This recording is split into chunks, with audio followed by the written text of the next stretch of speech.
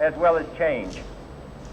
For I have sworn before you and Almighty God the same solemn oath our forebears prescribed nearly a century and 3/4 ago.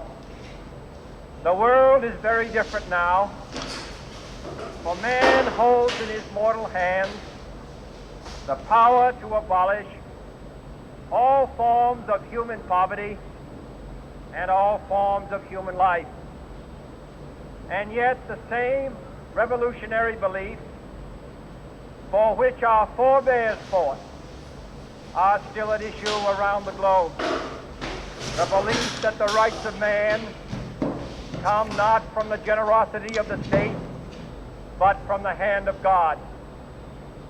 We dare not forget today that we are the heirs of that first revolution.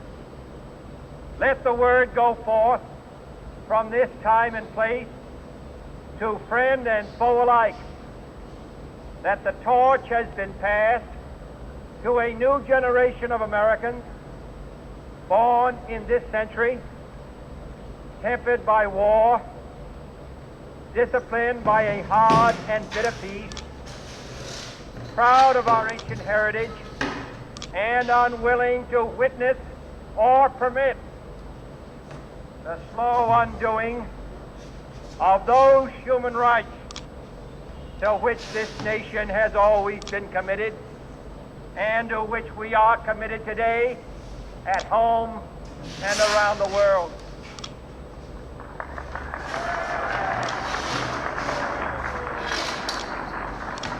Let every nation know, whether it wishes us well or ill, that we shall pay any price, bear any burden, meet any hardship, support any friend, oppose any foe to assure the survival and the success of liberty.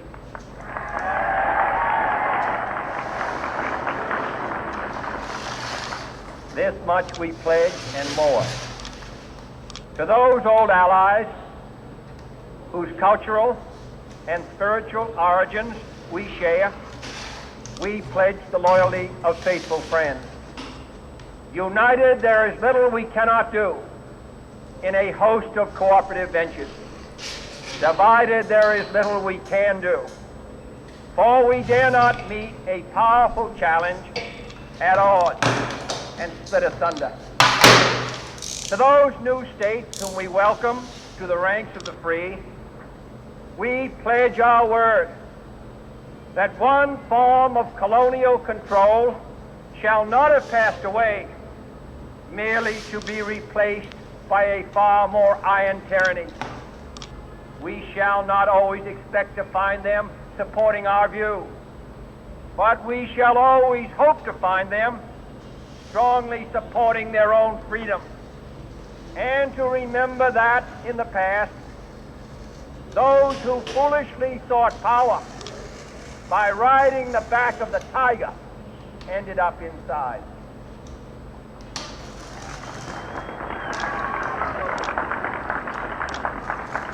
To those people in the huts and villages of half the globe struggling to break the bonds of mass misery, we pledge our best efforts to help them help themselves for whatever period is required, not because the communists may be doing it, not because we seek their votes, but because it is right. If a free society cannot help the many who are poor, it cannot save the few who are rich.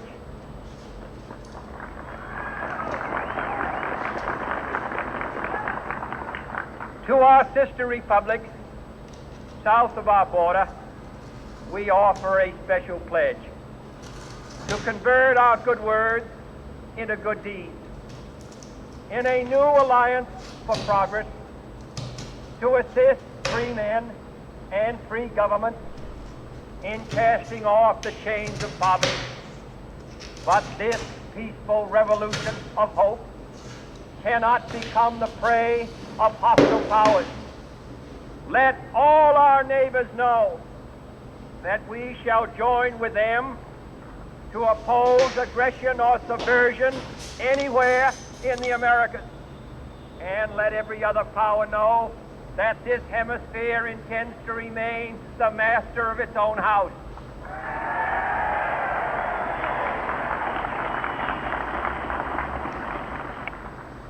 To that World Assembly of Sovereign States, the United Nations, our last best hope, in an age where the instruments of war have far outpaced the instruments of peace, we renew our pledge of support to prevent it from becoming merely a forum for invective, to strengthen its shield of the new and the weak, and to enlarge the area in which its writ may run.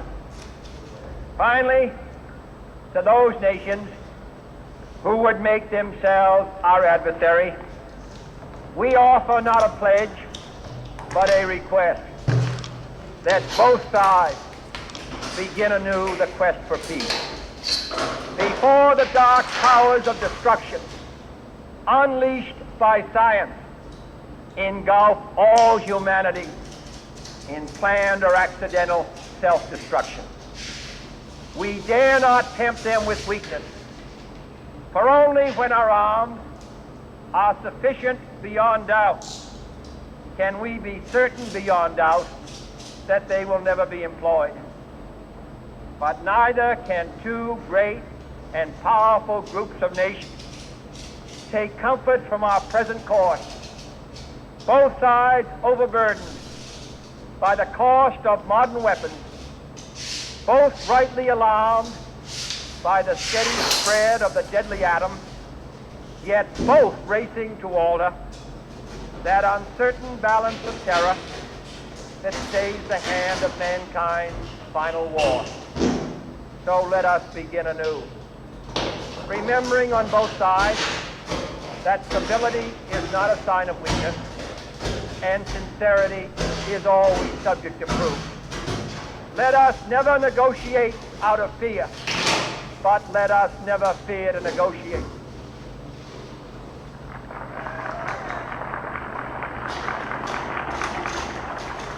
Let both sides explore what problems unite us, instead of belaboring those problems which divide us.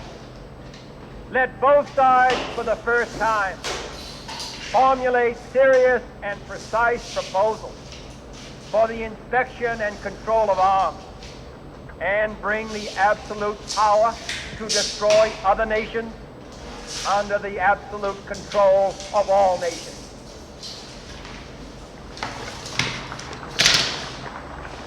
Let both sides seek to invoke the wonders of science instead of its terrors. Together, let us explore the stars, conquer the desert, eradicate disease, tap the ocean depths, and encourage the arts and commerce. Let both sides unite to heed in all corners of the earth the command of Isaiah to undo the heavy burden and let the oppressed go free. And if a beachhead of cooperation may push back the jungle of suspicion, let both sides join in creating a new endeavor, not a new balance of power, but a new world of law, where the strong are just, and the weak secure, and the peace preserved. All this will not be finished in the first 100 days, nor will it be finished in the first 1,000 days, nor in the life of this administration, nor even perhaps in our lifetime on this planet. But let us begin.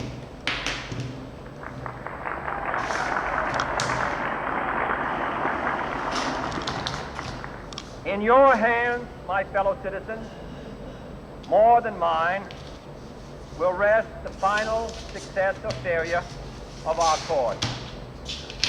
Since this country was founded, each generation of Americans has been summoned to give testimony to its national loyalty. The graves of young Americans who answered the call to service surround the globe.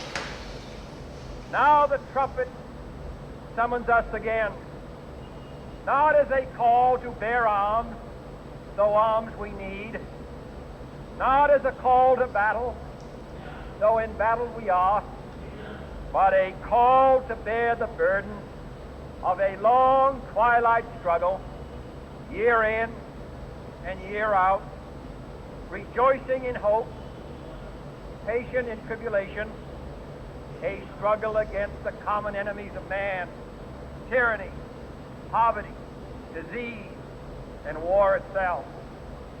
Can we forge against these enemies a grand and global alliance, north and south, east and west, that can assure a more fruitful life for all mankind? Will you join in that historic effort?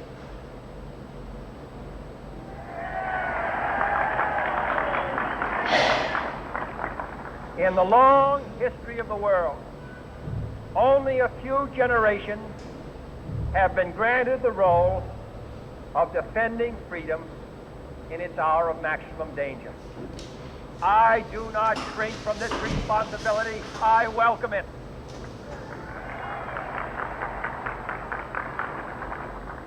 I do not believe that any of us would exchange places with any other people or any other generation. The energy, the faith, the devotion which we bring to this endeavor will light our country and all who serve it. And the glow from that fire can truly light the world. And so, my fellow Americans, ask not what your country can do for you.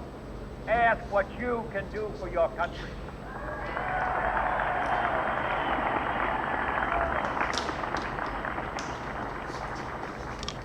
My fellow citizens of the world, ask not what America will do for you, but what together we can do for the freedom of man.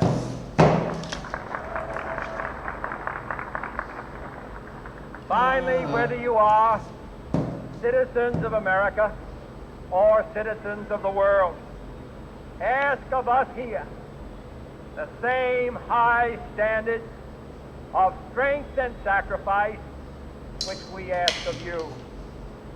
With a good conscience, our only sure reward, with history the final judge of our deeds, let us go forth to lead the land we love, asking his blessing and his help, but knowing that here on earth, God's work must truly be our own.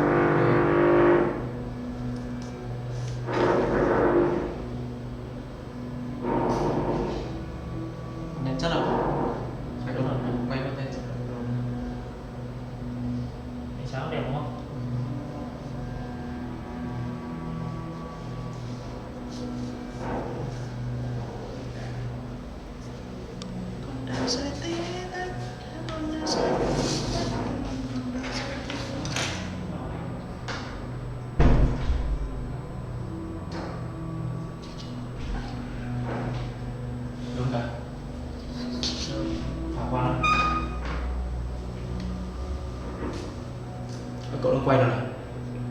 Quay cho có video mà.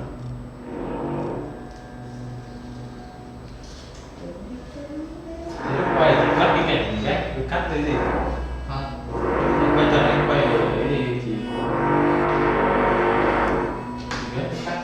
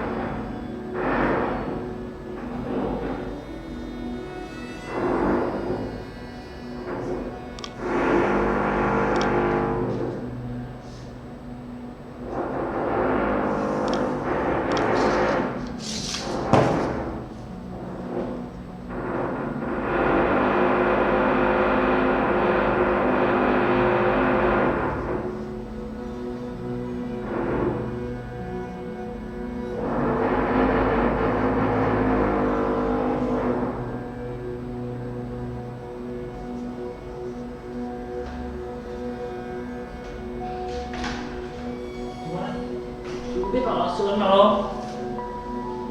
Biết họ sữa mèo không? Sữa mèo đã tắm Có. còn liên đấy Không ai biết à? chứ chịu Sữa mèo thì ai dùng đâu nhỉ? ai dùng cái lên gì Thế vấn đề đấy. Thà người dùng đi.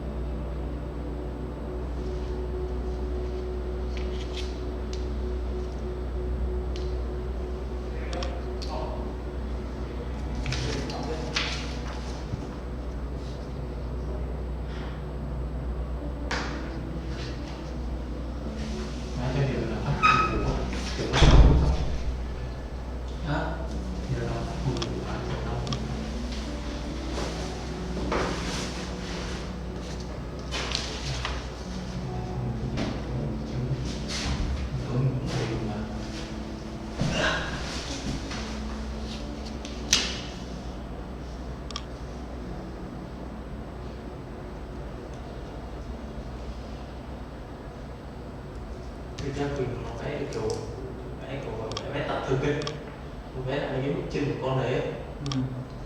Mình dùng được mà 20 người vẽ lại cái ảnh nó xong tôi đang nghĩ thế, vẽ lại cả lâm đấy. nó với cái kênh mình nó là được kéo được không? Nhưng vấn đề là bây giờ vẽ cái đăng ký được vẽ thì ra nó quét nó sẽ khác với cả cái kia, thì dù sao nó cũng là chất vẽ mà, đúng không? Thì khó quét hơn đấy chứ hả? Chỉ sợ cái độ chân thực, tại vì cái mình vẽ cái độ chân thực nó chưa cao ấy.